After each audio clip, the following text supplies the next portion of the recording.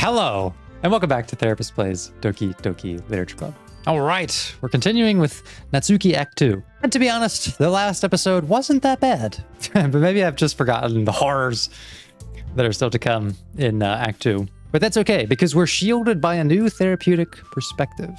And this time, instead of pretending I can do anything about all the bad stuff that's going to happen, we're just going to create our own fan fiction as we go of what we could do to prevent these tragedies if we were given the chance, which we're not. I can't wait to get to the side stories at this point, where there's just no trauma. But this is a very dedicated community, specifically the Doki fans, who like to take a completionist's perspective to trauma. We want to see it all. Experience it 3 times, more than that even. And so we shall. So let's continue here with our next poem. I'm gonna choose all the Natsuki words as usual. And I feel extra bad, actually, about this run's focus on Natsuki because, like, Yuri did not have an easy time, even when she was the focus. Like, she decompensated pretty hard. And that's when we were, like, smothering her with Caveman Brady's attention. I don't know what kind of twist it's going to put on things when we basically completely ignore her. Maybe I just throw a word in just for her, heaven sent. And the rest we'll give to Natsuki there. Okay, it's trauma time.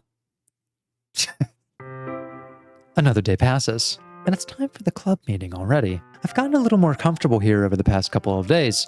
Entering the club room, the usual scene greets me. Ah, the usual scene. Just a disembodied Yuri there. Classic. Welcome back, Brady. Hi, Yuri.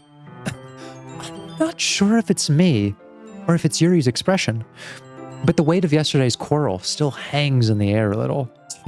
Yes, it's the weight of the quarrel, Brady.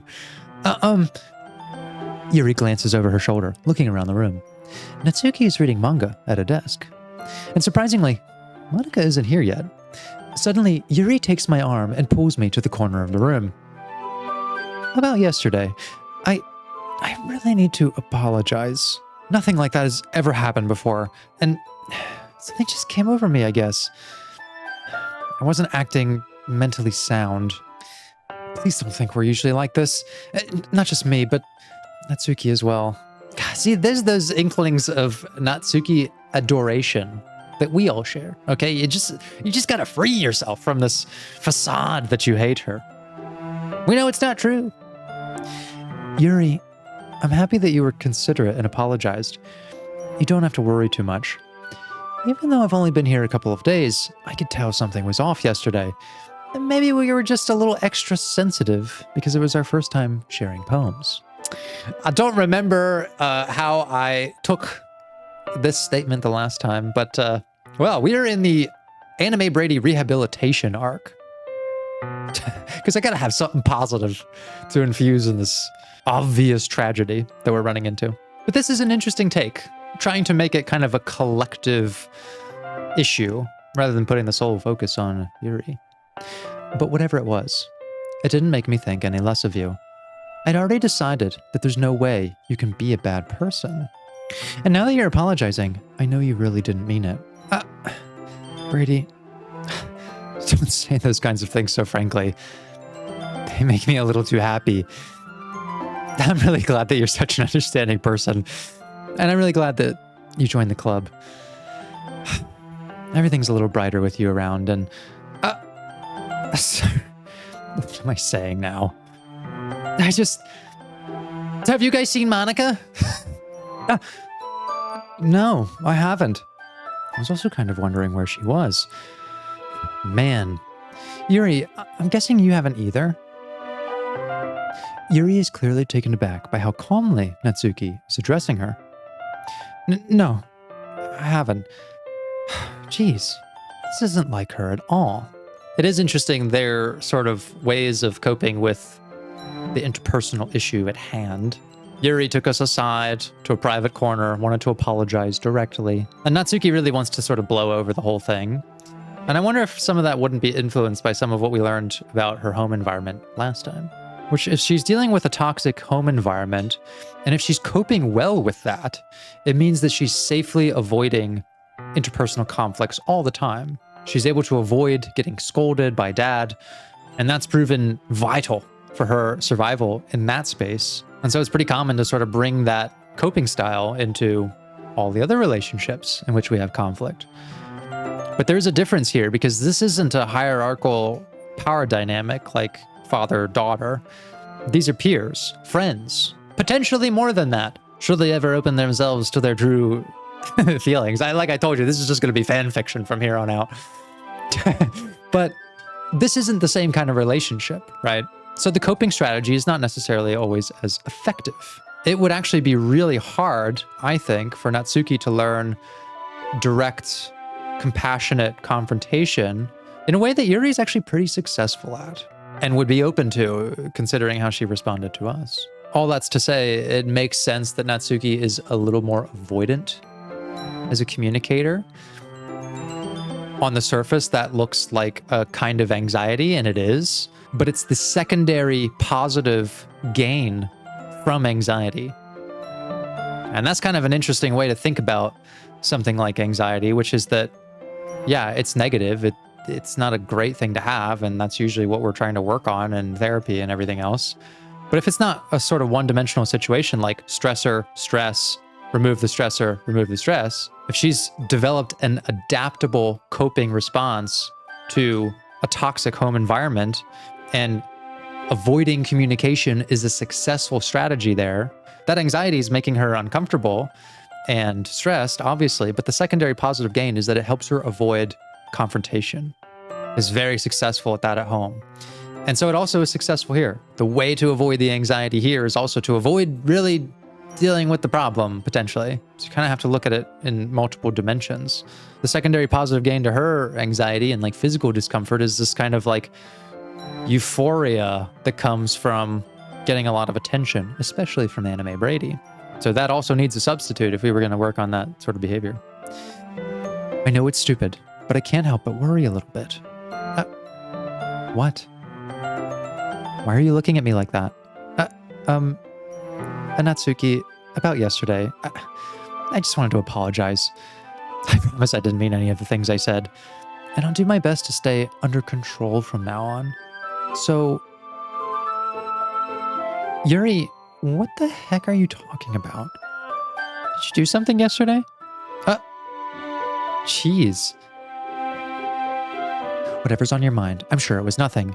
I don't even remember anything bad happening. You're the kind of person who worries too much about the little things, aren't you?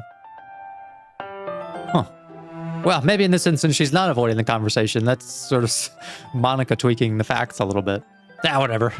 The point still stands. Avoidance becomes its own form of adaptation when it's successful in one context and only marginally successful in another. But I'll accept your apology anyway, if it helps you feel better about it. Besides, it's kind of nice to hear, since I was always secretly afraid you hated me or something like that. No, not at all. I don't hate you. Well, you're kind of weird, but I don't hate you either. Natsuki turns to me. You're still on trial, though.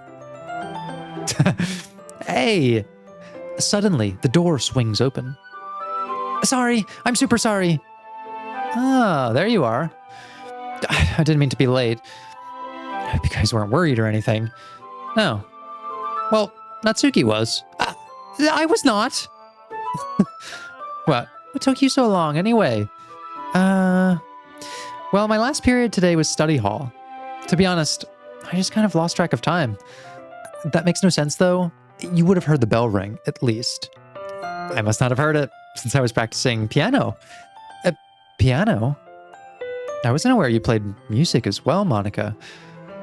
Don't give me more credit than I deserve. I guess I've been practicing for a while, but I'm still not really good yet.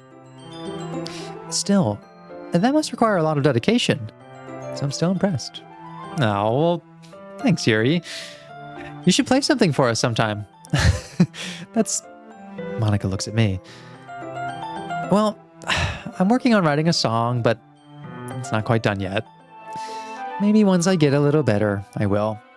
That sounds cool. Look forward to it. Is that so? In that case, I won't let you down, Brady. Yeah, this is interesting going back through. She is paying less and less direct attention to the other girls, more overt attention to us. By this point, she's kind of dehumanized them quite a bit. She's filed them away as like archetypes of a dating sim and less so her real friends. And then she just erases them. Monika smiles sweetly. I didn't mean any pressure or anything like that. Don't worry. I was hoping that I could share it with you anyway. I guess just us. God, this is so obvious in hindsight. I guess that's why I've been practicing so much recently. I see. I'm not sure if Monika was referring to the whole club or just me. In that case, best of luck. Thanks. So I didn't miss anything, did I? Not really. I choose not to bring up anything that the three of us talked about. Besides, Natsuki's already run off to the closet. Brady, since your compliments put me in a good mood, I was wondering if you'd like to spend some time together today. I mean, in the club. Well, Yuri, I really don't. I'm sorry to say, you haven't been chosen this time. Okay, you had your chance with Anime Brady, and to your credit, he was really the source of the fumbling. You've fumbled together. You're compatible fumblers in that sense. But this time we're going with Natsuki. I suppose so. I don't think I could say no to you after you gave that book to me. Well, I guess I need to make sure Natsuki isn't waiting for me. Ooh. You're being cast aside, Yuri. After we finished reading yesterday, she's fine. She's reading over there. See? Don't think about her so much. She's used to being ignored. Come on. We're going over there. Oh my god. That's bizarre. We've just been hijacked by Yuri. What's the story about anyway? Well, look at the cover of the book. The book is titled Portrait of Markov. There's an ominous-looking eye symbol on the front cover. Basically, it's about this religious camp that was turned into a human experiment prison, and the people trapped there have this trait that turns them into killing machines that lust for blood. But the facility gets even worse, and they start selectively breeding people by cutting off their limbs and affixing them to... Oh, that might be a bit of a spoiler. But anyways, I'm really into it. The book, I mean. Not the thing about limbs. That's, it's kind of dark, isn't it?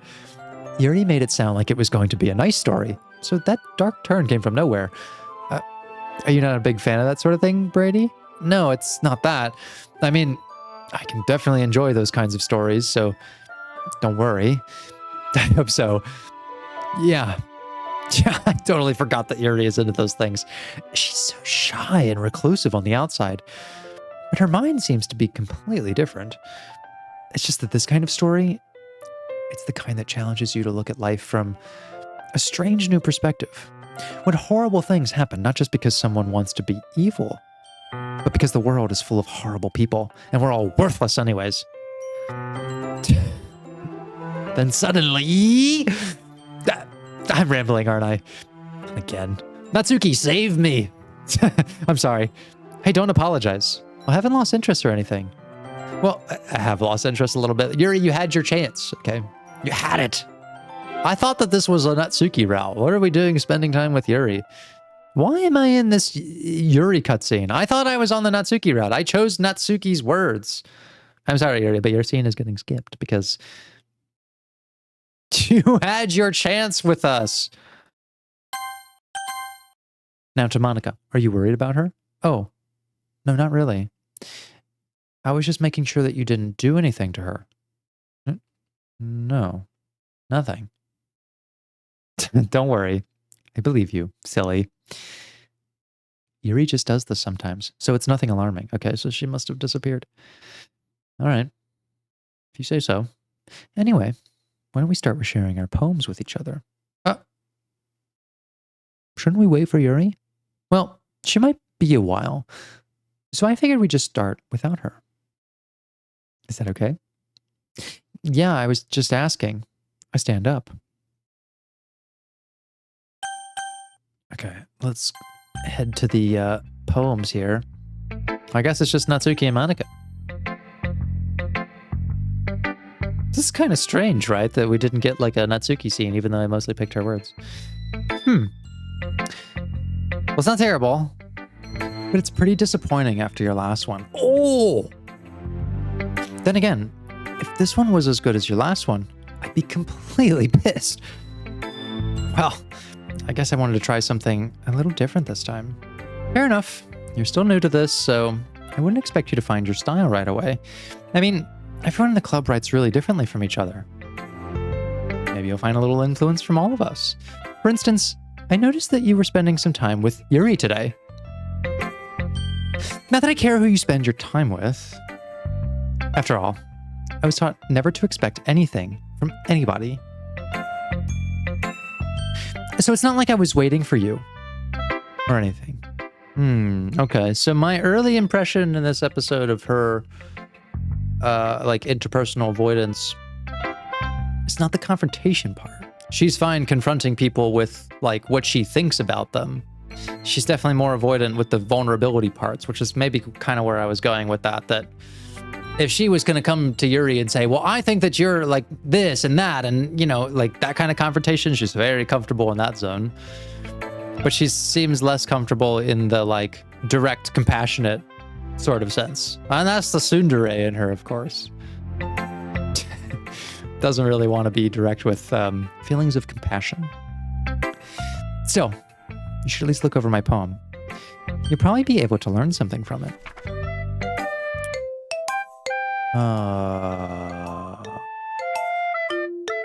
What? Hey, this is Editor Brady coming in after I have finished the episode. I decided to insert a bit of commentary here because it didn't come up in the playthrough.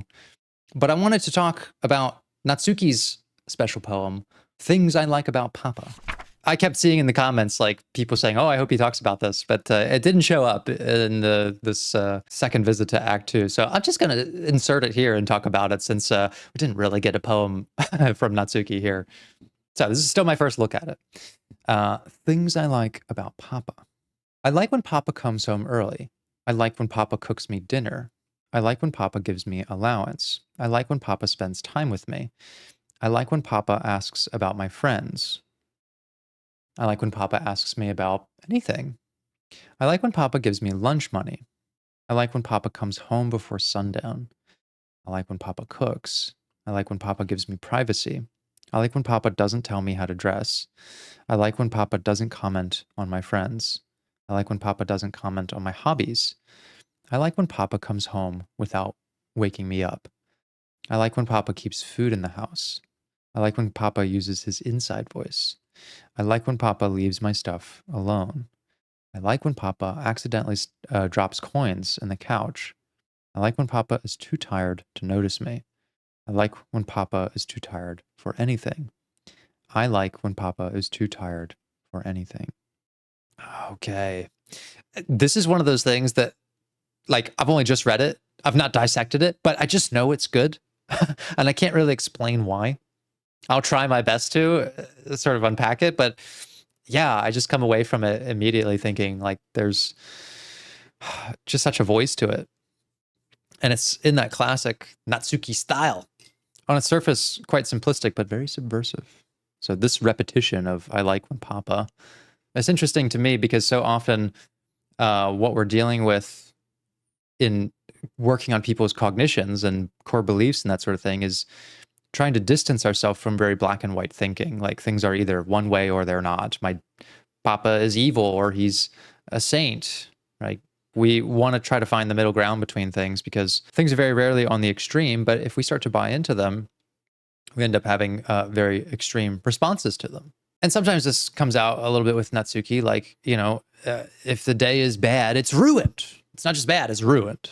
If I'm feeling like a little bit stupid, then I'm feeling like mega stupid.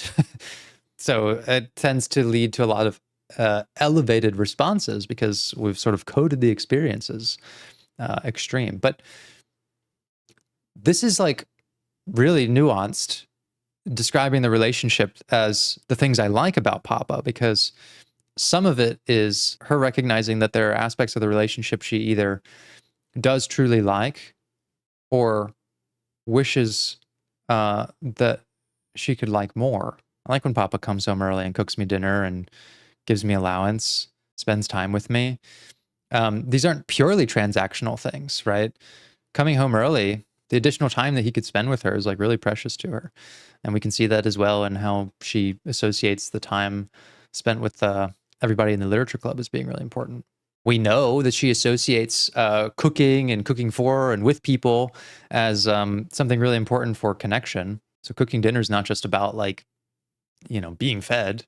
When he gives me allowance, again, probably not purely transactional. It's probably the sense of trust and independence that comes through with a parent giving allowance to their child.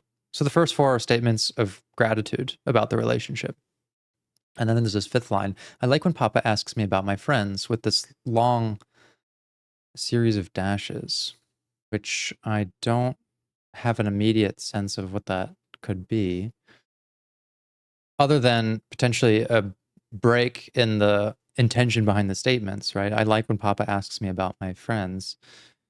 I'm sort of wondering if that's not a subversive statement. Does she really? Is that something that scarcely happens? And so she cherishes it when it does? Or is it more like, yeah, I love when you ask me about my friends because it never happens? Like, is it sort of, I don't want to say sarcastic, but resentful? I like when Papa asks me about anything. It's a tint of resentment in that as well. Like, I'd love if he had asked me about anything. Frequent viewers of this channel know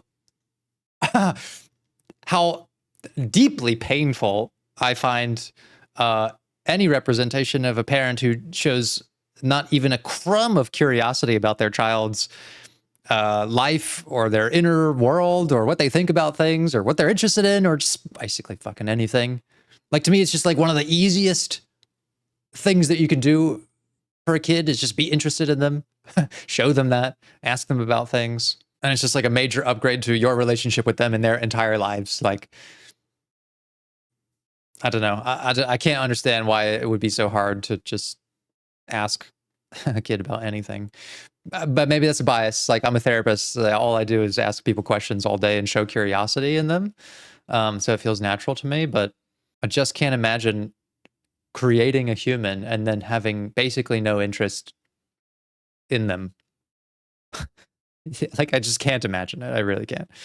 I like when Papa gives me lunch money. I like when Papa comes home before sundown. So before sundown, coming home early, it's kind of similar. Allowance, lunch money. Lunch money feels a little more transactional, like than allowance, because lunch money is like for something specific. And then I like when Papa cooks. Like, that's also different from cooks me dinner. We're taken out. She's taken out of this line, the story. And there's another line break. I like when Papa gives me privacy. So the duality there between spending time with us, being home early, but then also, I don't know, maybe there's times where he's too invasive in her life, but maybe invasive about the wrong things. Because the next one, I like when Papa doesn't tell me how to dress. These are dislikes expressed as likes. I dislike when he tells me. I like when he doesn't tell me, doesn't comment on my friends, doesn't comment on my hobbies. So I like when Papa doesn't comment on my friends. That makes me think that first line is quite resentful. When Papa asks me about my friends, like, probably the commentary is not very desired, not very positive, maybe pretty judgmental. Doesn't comment on my hobbies. So we know that he doesn't like her interest in manga. Probably doesn't really care for her interest in literature and poetry. And, God forbid she writes something as fucking beautiful is this, and shows her parent, and her parent congratulates her on it. I mean, I know I'm speaking nonsense here. I know I'm talking about something impossible. Okay, look, maybe it's just a fantasy of mine, you know, that because I'm not a parent, I'm not a parent myself, but maybe it's just a fantasy of mine that, like, you know, you create this person, this whole person, and you raise them, or at least around while they're growing, at the very least, and then just by pure happenstance, they sort of carry with them this insane talent to create things, to write things that are emotionally moving and full of depth, and these kind of windows into their private lives, but obscured in a very accessible, complicated assembly of language. Okay, it shows a deep understanding of communication and personal insight, and a willingness to share that with other people. You create this, essentially. You create this person who has this insane talent, and then you just don't care about it. You just never ask them. You never want to know how they did it, or you're not interested in reading it, and in fact, you think they're stupid for it. In fact, you discourage them from doing it. It's like insane to me. It's actually fucking insane.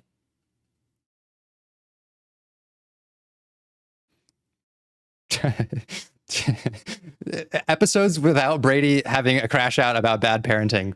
Reset the clock. I like when Papa comes home without waking me up. Keeps food in the house. Uses his inside voice. Leaves my stuff alone. So it's a lot more resentful now.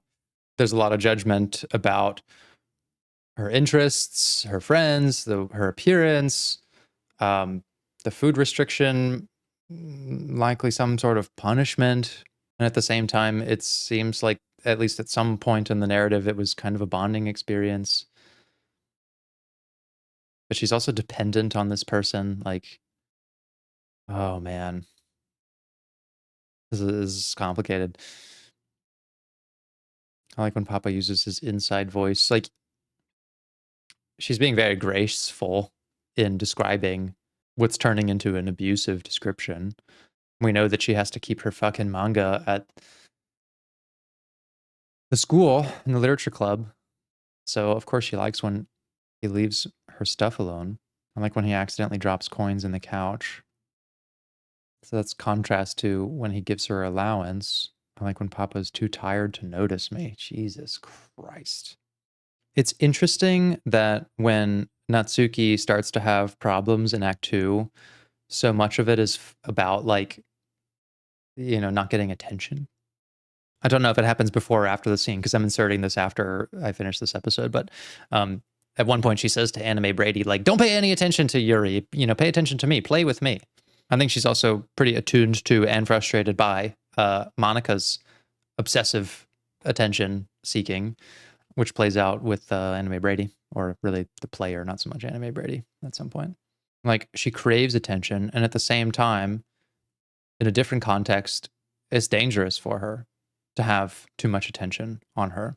So, as I've kind of talked about in the last episode and a little bit in this one, it is a successful coping strategy in her environment to evade attention and, you know, to do whatever she can to get the inside voice and not have any of this bad shit happen to her. But that doesn't really prepare her for successfully adapting to receiving the attention that she wants, which is, like, not really that big of a fucking ask, is it? I would like someone to be interested in the things that I like. I would like someone to want to read my poem. I would like someone to recognize the effort I put into my appearance. Gee, how shameful to want those things. How dare she? Not to mention, like, the level of constant alert she needs to be on. If she's also, like, having a restricted diet because there's no food in the house, or she's not being fed well, or whatever is going on, it's going to make it very hard for her to ever relax. And I think that the moments where we see Natsuki be quite calm are some sort of superhuman effort that she's doing to regulate herself, considering that like her survival has been contingent on having very low nutrients and sustenance, and also having to be on high alert at all times to avoid punishment or judgment or all kinds of negative stuff circling around her. She's an incredible human. Just being honest. Maybe that's just my Natsuki bias. But this poem is incredible. I love it very much. I'm glad that it was recommended to me, and I'm sad that it didn't pop up naturally in the playthrough, but it was definitely worth checking out. So I will now go back to the rest of the episode. Bye. Brady, why didn't you come read with me today? I don't know. I wanted to. I was waiting for you. I'm sorry. Yuri hijacked me. I didn't want to spend time with her at all. She had her chance. She had her chance and she fumbled it. I was waiting for a long time. I'm sorry, Natsuki. It was the only thing I had to look forward to today. Why did you ruin it? Oh my God, I don't know. God damn it. I thought that I knew what was coming in this playthrough because I've been here before, but I expected something horrible to happen to Natsuki, like something violent, but I didn't anticipate that we would hurt her feelings. That's way worse. Do you like Yuri more? No! Well, I don't know. No. I think you're better off not associating with her. Are you listening to me? Yuri is a sick freak. That should be obvious by now. So just play with me instead. Okay? You don't hate me, Brady, do you? Do you hate me? Do you want to make me go home crying? No. The club is the only place I feel safe. No, this is torture. I'm making someone feel bad. Don't ruin that for me. No, Natsuki, I don't want to ruin your safe space. Don't ruin it. Please. Just stop talking to Yuri. Play with me instead. That's all I have. Play with me. Play with me. Oh my God.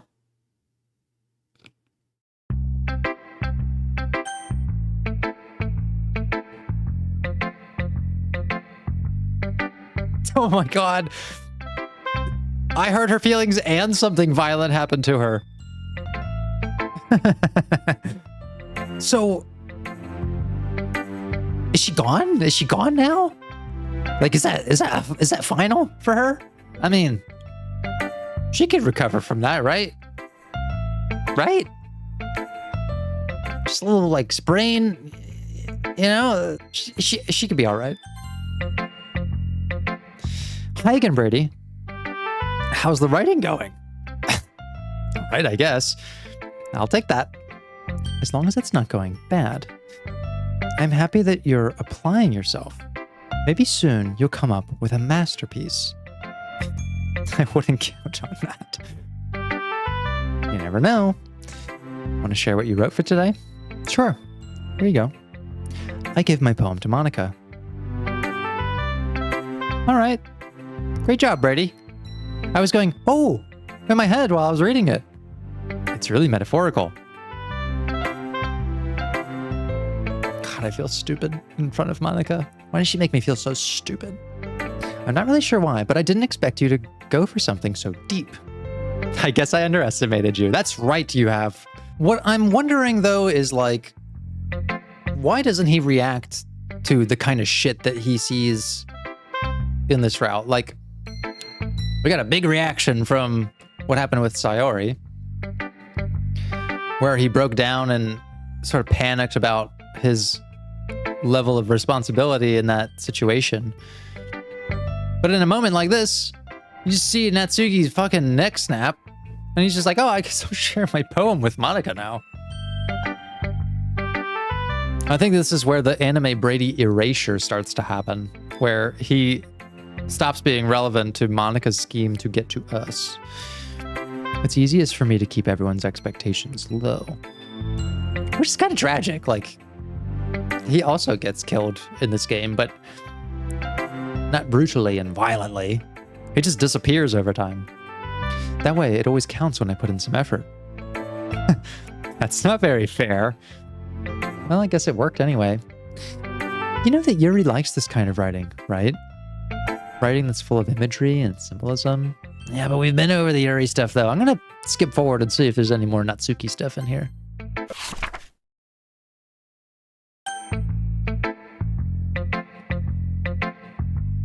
What is this? Please help me. Who's that from? Oh, that's from Monika. Okay, let's share it with Yuri, I guess. Yeah, and we're not gonna go through this all again. I just can't handle it. What? Natsuki's there. Where did she come from? She's alive.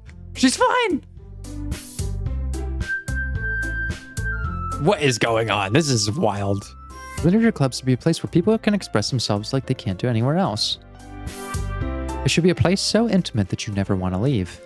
I know you feel that way too. I know we all do. So that's why we should work hard and put something together for the festival, even if it's something small. Right, Brady? Come on. You can't take advantage of Brady to agree with you just because he doesn't know how to say no to anything. This is strange because I remember Yuri's demise was pretty final. Like, she was gone from the story after that.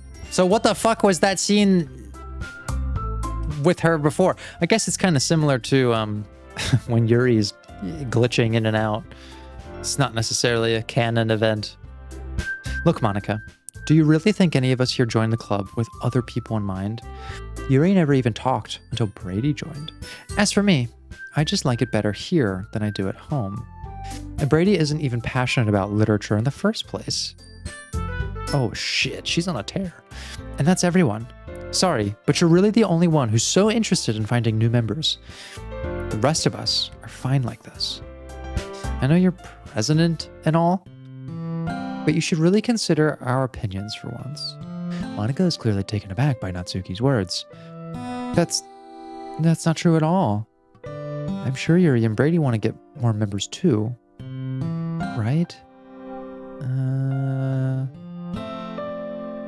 I don't know about Yuri, but I'm kind of indifferent. If I showed as much enthusiasm as Monika wanted, I'd probably be lying. Still, if it's up to me to rescue the situation, no. Natsuki's right, isn't she? This club, it's nothing more than a place for a few people to hang out. Why did I think that everyone here saw it the same way as I did? Get a grip, Monika, you're losing the fucking plot. But there is that little hint of her second-guessing these new ideas that she's come to that, like, okay, nothing around me is real, but does that mean none of it matters anymore? It doesn't mean we're against new members or anything. Brady, why did you even join this club? I don't know. What were you hoping to get out of it? Well, that's not really something I can be honest about, is it? In fact, if I remember, you weren't even given a choice not to join. Monika sits down and stares at her desk. What's the point of all of this, anyway? When starting this club was a mistake. Now you've done it, Natsuki. Don't blame her for Monika's existential crisis. What? Me? I just spoke my mind. Is it a crime, to be honest? It's not about being honest. It's about word choice. Besides, you have no right to speak for everyone else in the club like that. I do think that there are some hints in what I'm talking about here, which is that she's just not very practiced at confrontation, Natsuki. But there's also no better people to learn it around than Yuri and Anime Brady and Monika because, well, at least in Yuri's case, she tries to explain why the way that she responds doesn't really go that well. And she does so by kind of communicating how she feels about the situation. You don't understand it all. I just want a place that feels nice to hang out with a few friends. Is there a problem with the club being that for me? There aren't many other places like that for me. And now Monika wants to take it away from me. She's not taking anything away. No, Brady. It's not the same. It won't be the same with the direction she wants to take it. If I wanted that, then I could have just joined any other stupid club.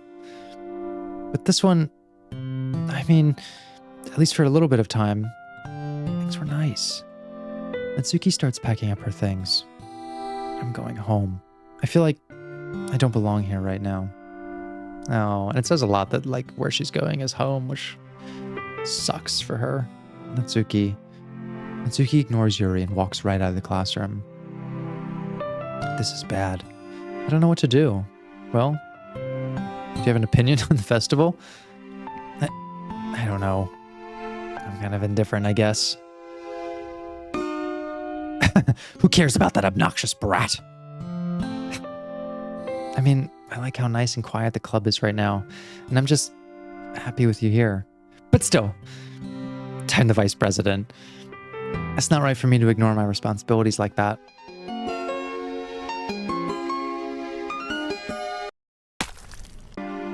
Oh my God. It's all coming back to me now. I should do my best to consider everyone's perspective and make the decision that's right for the club. But what about you, Brady? What do you want to get out of this club? Yuri repeats the same question as Monika. I decide giving an indirect answer is better than nothing. I think the most important thing is for everyone to get along. Jeez, what a cop-out. And for the club to provide something that you can't get anywhere else. I don't think it's about how many members, but rather the quality of each member. This is a fucking political answer, Brady. That's what will end up making the Literature Club a special place. I see. I really agree with you. Each member contributes their own qualities in a special way. With each change in members, the identity of the club as a whole will change too. I don't think that's necessarily a bad thing. I hate the implication here that she's like bursting with like rage. And she's keeping it together, but it's popping blood vessels in her eyes. Stepping out of your comfort zone once in a while. So if you'd like to help Monika with the festival, then I'm on your side as well. All right. Well, maybe we can all talk to Natsuki tomorrow. Yuri nods. Hey, Yuri. I know things were a little awkward yesterday, but I feel like you deserve to know that I still think you're a wonderful vice president. And also, a wonderful friend. Monika, I want to do everything I can to make this the best club ever. Okay? Me too. Yeah. Let's all go home for today. We'll all talk about the festival tomorrow. Okay. I look forward to it. Shall we go, Brady?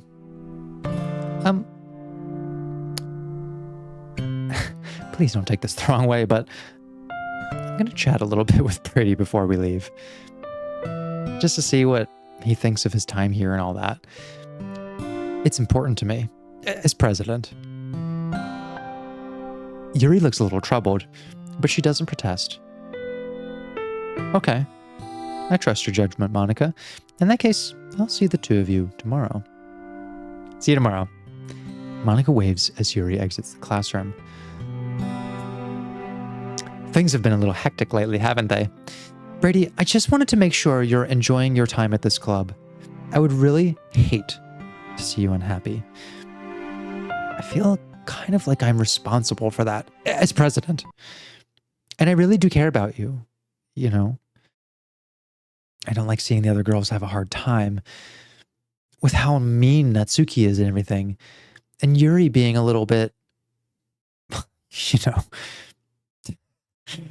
sometimes it feels like you and I are the only real people here. Oh, this is fucked. Natsuki is not mean. Monika, what a trash fucking take.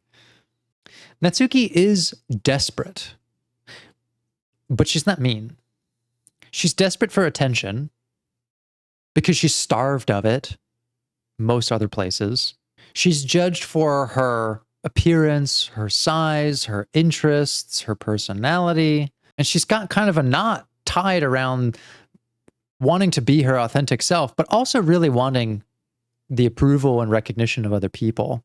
I think that creates a kind of pressurized environment in her little pink puffball head. And when that pressure overflows, yeah, she lashes out at people. But I've never seen it come from a place of cruelty. She's defensive and retaliates when she feels like she's being attacked by someone, but she doesn't, unprompted, go out of her way to humiliate someone like Monika sometimes does. She doesn't, except for the sort of moments where her dialogue is being manipulated, go out of her way to gossip, denigrate, and impair other people's perception of her friends so that she stands out and looks better. That's what Monika does. And yeah, she runs away from things, runs away from conflicts and moments of vulnerability, because where has she been shown that that is a safe place for her to stay? Who is a person that has demonstrated to her that vulnerability is going to be rewarded with safety and validation? Basically, only Yuri is offering that at this point, and occasionally Anime Brady in his good moments. But she's avoidant as a way of coping with something she doesn't know how to deal with. She's not indifferent. She's not abandoning the conversation because she doesn't care about it. She just doesn't know how to deal with it. The problem is not that she is angry about things. The problem is that she is unable to manage her anger about things because she actually has plenty of reasons to be upset. I think it's very fair for her to say that the literature club staying small is important to her because it is the singular environment where she is able to kind of play with that idea of like, can I get to know these people? Can I show them real parts of myself and not get rejected or scolded or whatever? Do I have to live by someone else's standards here just like I do at home? Well, yeah. So long as Monika is around, I feel like she has that impression at first of Yuri that like Yuri's standards are like way up here, but that's like for herself. She doesn't levy those standards on everyone else. Monika does though. She, like if people aren't able to live up to her standards, they become very secondary. And the standard here being, well, they're not even real to her right now. And that makes them completely worthless and their interests and needs worthless. You know what I mean? But it's weird because in all the time you've been here, we've hardly gotten to spend any time together. I mean, I guess it's technically only been a couple of days. Sorry, I didn't mean to say anything weird. You're saying weird stuff. There's just some things I've been hoping to talk about with you. Things I know only you could understand. So that's why... No, wait. Not yet. Stop it. Monika erasure. All right, let's get some Natsuki words going in here. Got 111 of them, it looks like. 11,000. That's great. That's a lot of Natsuki words there. Oh, that was a Monika word. Saw her little head popping up in the corner there. And oh, that's a nice word. Jesus. What the fuck?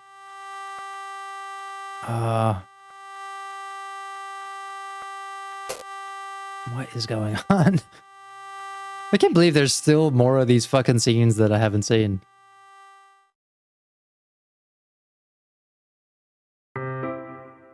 Hi, Brady. I've been waiting for you. Are you ready to continue reading? I brought my bestie today. Monika! I told you not to... Ah! Is she really late again? Inconsiderate as usual, Natsuki. Excuse me? Must you always interrupt my conversations with your incessant yelling? What are you talking about? You say that like I do it on a regular basis or something. I just wasn't paying attention, okay? I'm sorry.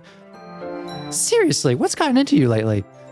Look, I did some thinking about yesterday. I was a little more hostile than I meant to be. I guess I really felt threatened or something. But I know this is something we're doing together. Another new member wouldn't hurt, as long as they're cool. And I guess another girl would be nice this time. So, Natsuki, nobody cares. Jesus. Why don't you go look for some coins under the vending machine or something? Oh, she can hear this now. What the fuck? Oh my god. That's so fucking cruel. Oh man, I'm the last one here again. And this is especially upsetting for Natsuki because this was the moment.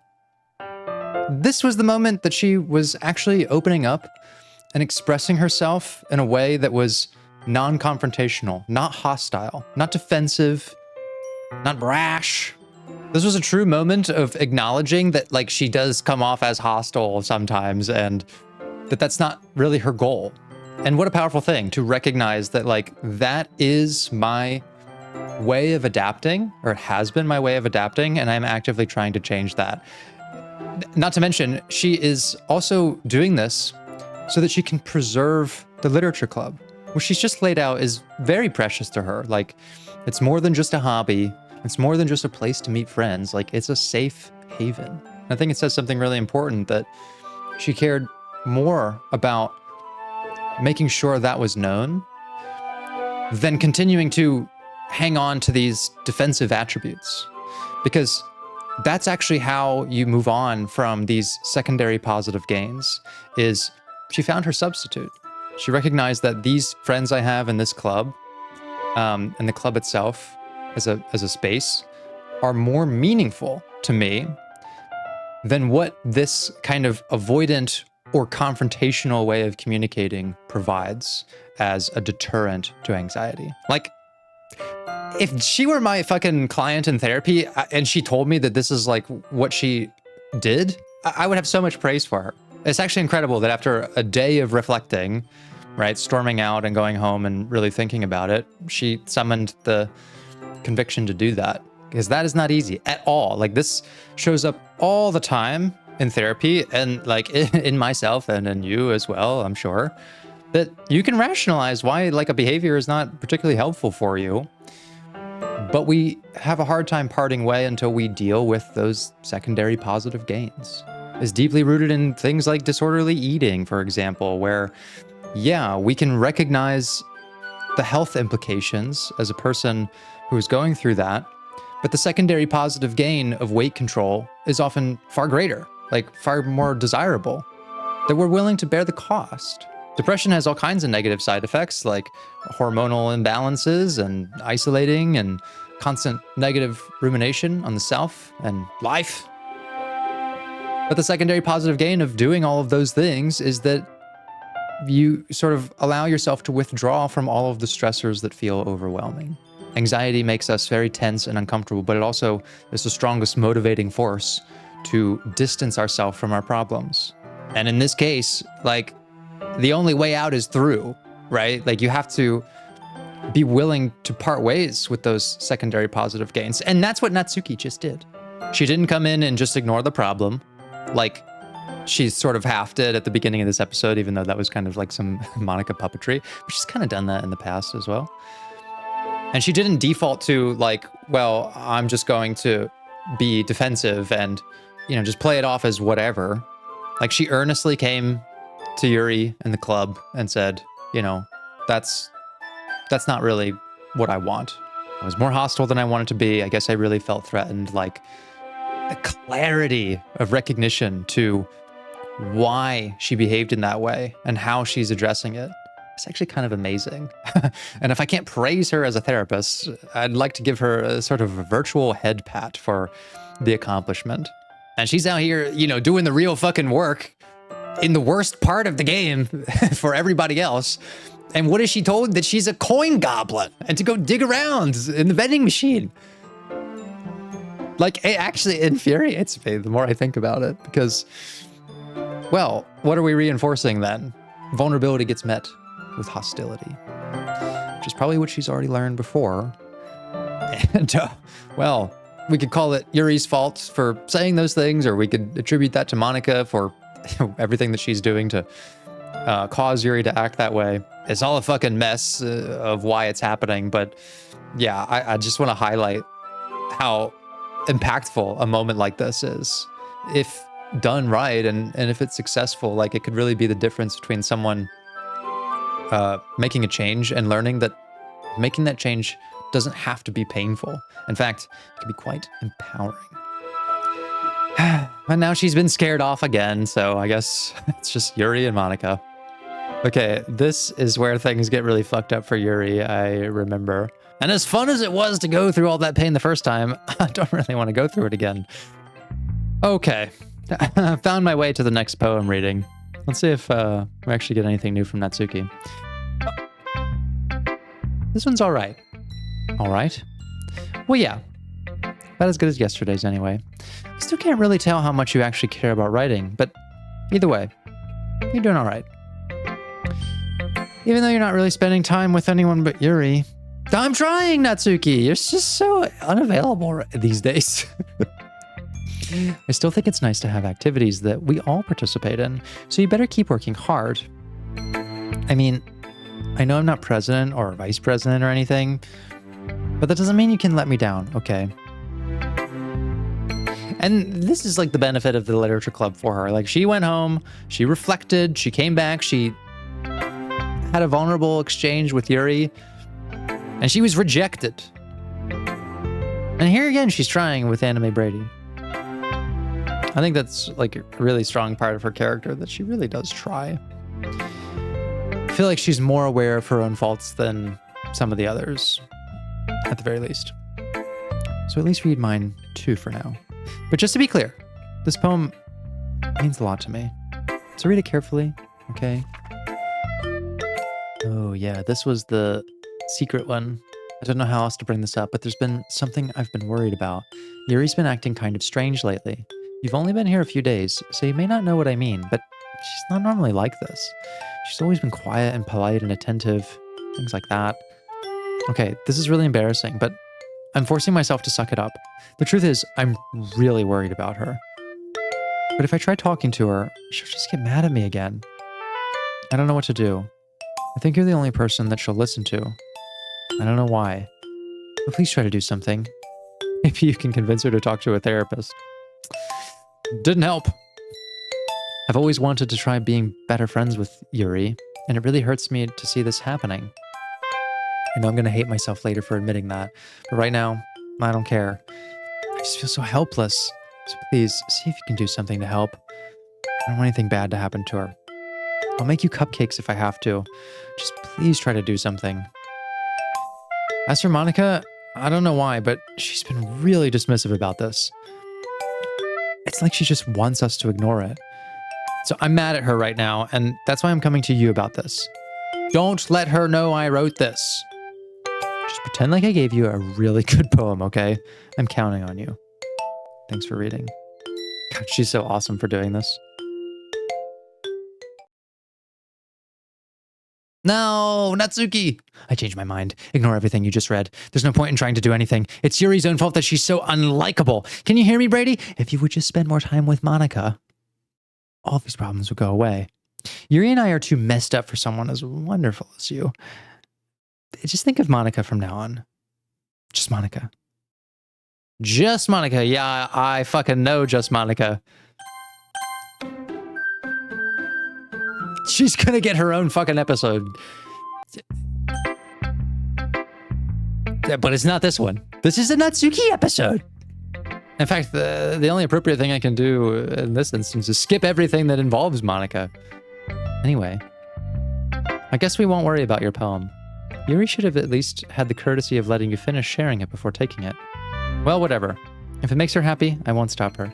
As for mine, I worked really, really hard on this poem, so I hope that it's effective. Here goes.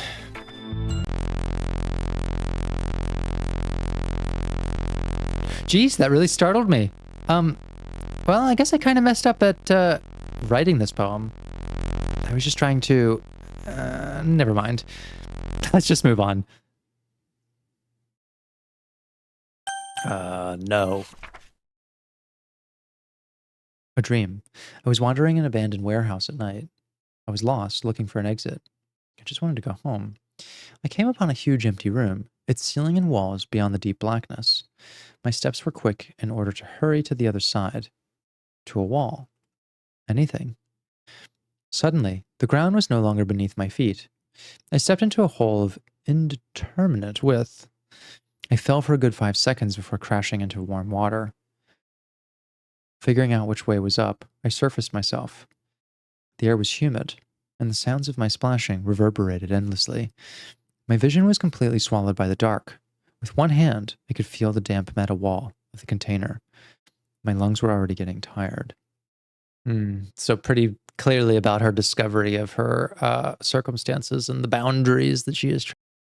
But let's get into this a little more. So I was wandering an abandoned warehouse at night. Warehouses always feel sketchy. For me, it's because they're very spacious. Like it's usually one giant room, but also cramped because there's usually a bunch of shit, boxes and stuff scattered around. So at the same time, you feel like you're in this massive space where it's kind of hard to orient yourself or that a threat could come from anywhere, but you're also confined in a sort of maze. And anything that's abandoned is automatically, by default, spooky. I was lost, looking for an exit. I just wanted to go home. Potentially the warehouse is like her discovery of the game's structure or the environment that she's in that is populated by static objects that inherently don't have meaning to her as she kind of wakes up to the reality of the situation. And obviously she feels lost, not a part of the bigger whole. And I just wanted to go home. Where is home for Monika? I can imagine this being its own kind of existential crisis because home might be a fabrication. There's a lot of narratives that deal with memory and the difficulty of associating your own memories with meaningfulness. The film Memento kind of deals with this, and also the game Soma. If you'd like to see me play Soma, let me know in the comments. I know lots of people have asked me. I've already played it, but I've literally played it like 10 years ago or something. So I kind of remember the themes, but I would love to revisit it for the channel sometime. So let me know if you'd like to see Soma. Blade Runner 2049, a favorite of mine, also deals a little bit with this, which is when you discover that memories you have very precious to you inform your personality and your goals and your values and so much of who you are. And you're driven by them. You yearn for them. They supply you with so much meaning, but you also second guess whether that's valid or relevant because are they really yours? Does it matter? Like if you find it meaningful, does it matter that it's an implanted memory or if it's one that you actually lived through? The sort of neurochemistry is the same. The synaptic bonds that you come into contact with when you think about it still create emotions and reasoning based on them. And I kind of wonder about that for Monika, right? I wanted to go home. Home might just be a fabrication, like her whole life might be. The fact that she's interested in literature might not even be a personality aspect that she can claim for herself as one that she developed because it's something written into her character. Like just the mental breakdown that this would lead to, like it's really tough. I came upon a huge empty room, its ceiling and walls beyond the deep blackness. My steps were quick in order to hurry to the other side or to a wall, anything. It's very different writing as well compared to her other poems. Like the sentence structure is a lot more truncated. It just feels more anxious. She's not trying to do sort of complicated things with the structure, and appropriately so. Like this is a very different narrative that she's telling. This is a Monika who is panicking, which we don't really see from her in the rest of the game. The things that we see come out of her ways of like decompensating are she becomes manipulative. She becomes like toxically playful in a way. Like she picks on the people around her and makes like direct insinuations about things that she knows no one else is really clued in on. Which is interesting because even in that context where she is telling herself, Natsuki and Yuri aren't real, they don't matter. They don't matter enough for me to delete them. But she's still kind of putting on a front for them and for us. I think the stuff that we're reading here is so deep in her psyche and how she really feels, but the perfectionistic tendencies in her don't allow that to show up, even when she knows that she has no real reason to hide. Suddenly, the ground was no longer beneath my feet. I stepped into a hole of indeterminate width. So she's trying to escape, and even despite that, the environment that she's in seems to be impeding her progress. I fell for a good 5 seconds before crashing into warm water.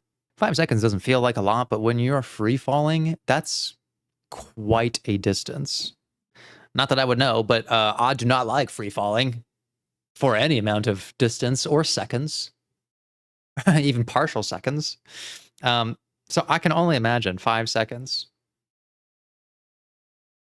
1, 2, 3, 4, 5. That's got to be at least 10 meters. I don't know. It's a long way to go. It's enough time to really think about things. Figuring out which way was up, I surfaced myself. The air was humid, and the sounds of my splashing reverberated endlessly. In each part of the scenario, she's trying to get her bearings, either visually or by sound, by touch. My vision was completely swallowed by the dark. I don't know if this was intentional, but the fact that the senses are highlighted so much here, the ground was no longer beneath my feet. The falling, that sort of sense of balance being disrupted. She's looking for a wall, something to grab onto, to feel. Her vision is obscured by the darkness and swallowed by the dark in the next line. This focus on senses is, well, it's the thing that she can identify with as distinctly human. She doesn't still associate those things with the other girls, who at this point, she seems to not really care that much, like what happens to them, you know?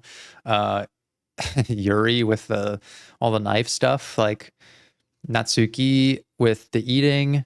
I think there's a strong association for Monika that's being able to sense and feel things emotionally and physically, and how much humanity there is. I think it's probably how she justifies like doing some of the cruel, manipulative things that she's doing is, well, there's no sensory cost in her mind. It's just code.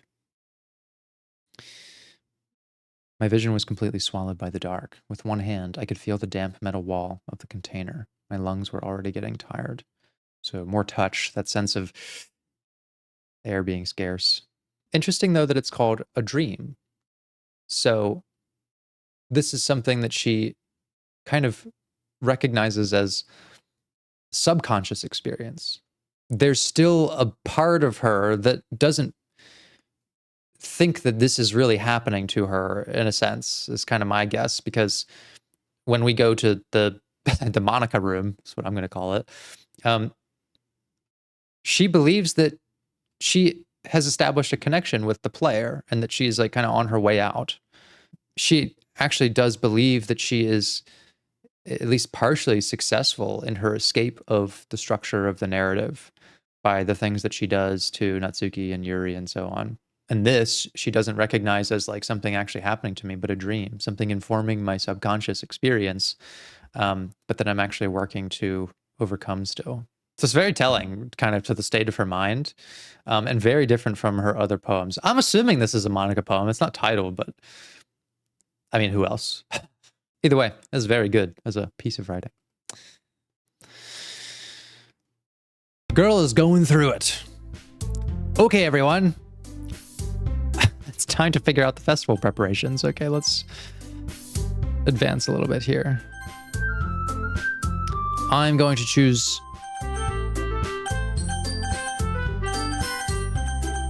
Natsuki if I can. Monika, please. Please.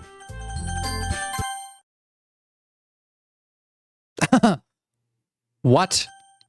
No, God damn it, Monika.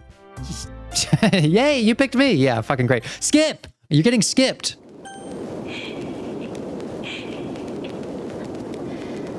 No.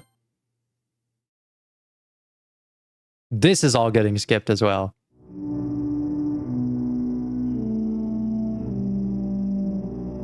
And there they go.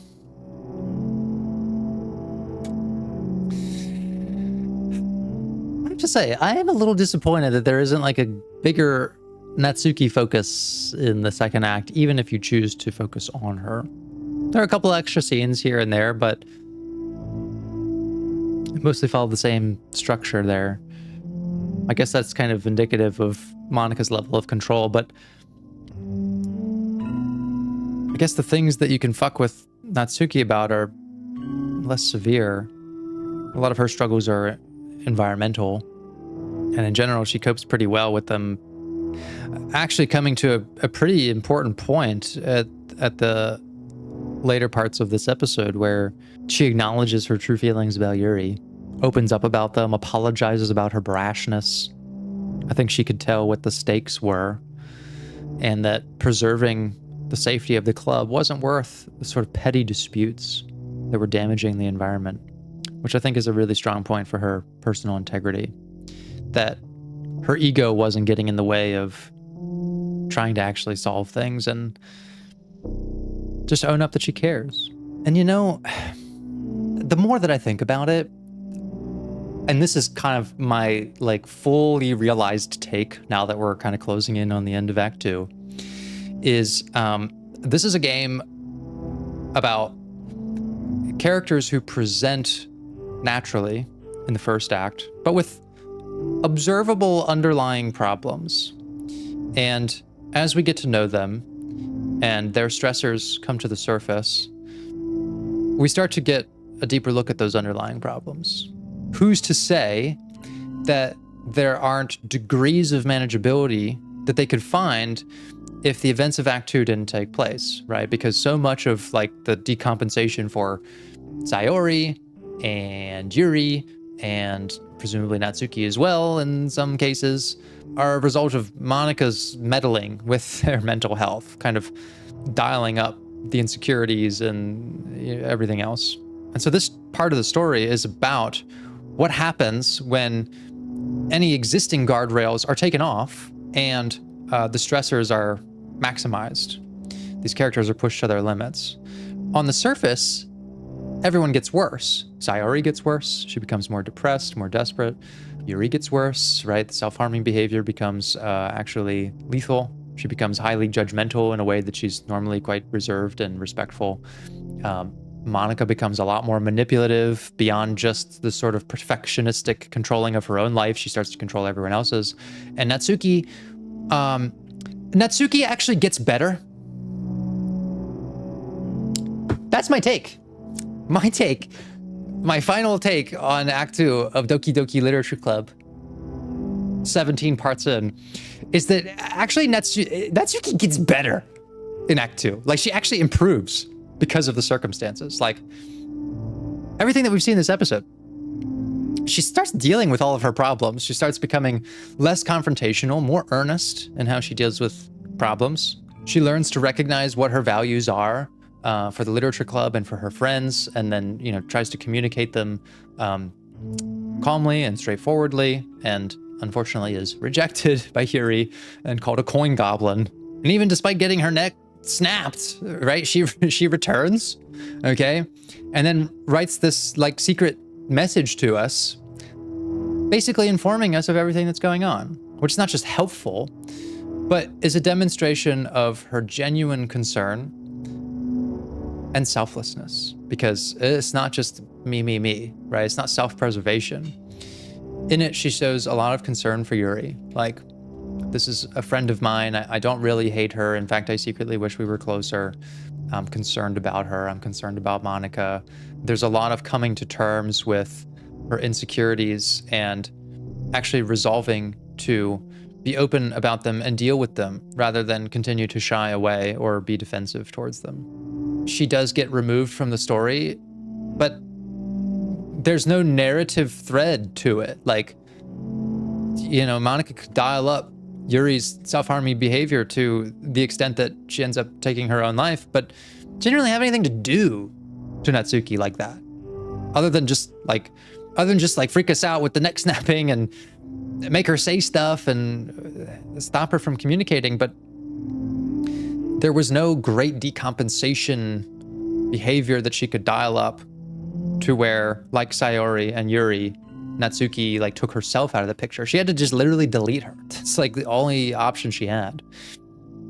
So I not only think that Natsuki survives Act 2 in a more emotionally enduring and resilient way. I actually think that in the course of the problems that occur, she gets better than she was in Act 1. Like, she actually fucking improves in these circumstances. And that's fucking badass of her. And I actually think I need to reevaluate my video on which Doki has the best and worst mental health, because I do think that in a weird way, Monika's return to her value center and undoing of all of these things is a testament to her psychological resilience and flexibility. But this shit we've seen from Natsuki in this episode is kind of amazing. You know, I comment often on like how amazing even minor things are about people. Like, wow, that's incredible. You did this small thing and you improved in this small way. But she didn't just improve a little bit, she improved dramatically. So I actually really like that aspect of Natsuki Act 2, because it's not just a misery simulator for her. It's actually putting her through the gauntlet of some of her darkest issues, and seeing that she not only comes out safely the other side, but it actually makes her quite a bit stronger by the end. And unfortunately, the same cannot be said for the other girls.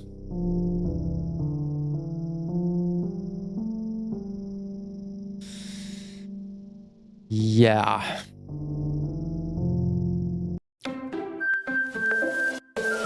Thanks, Monika.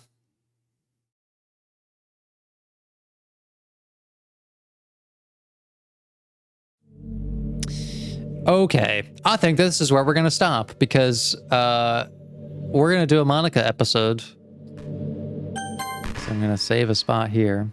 Oh, okay. There's no point in saving anymore. Don't worry, I'm not going anywhere. Well, I guess she'll be there when we come back then.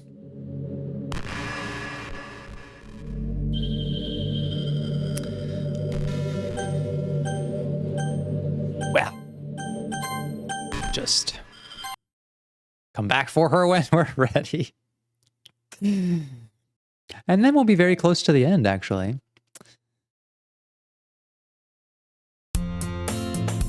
Which is to say that we're going to do a Monika episode.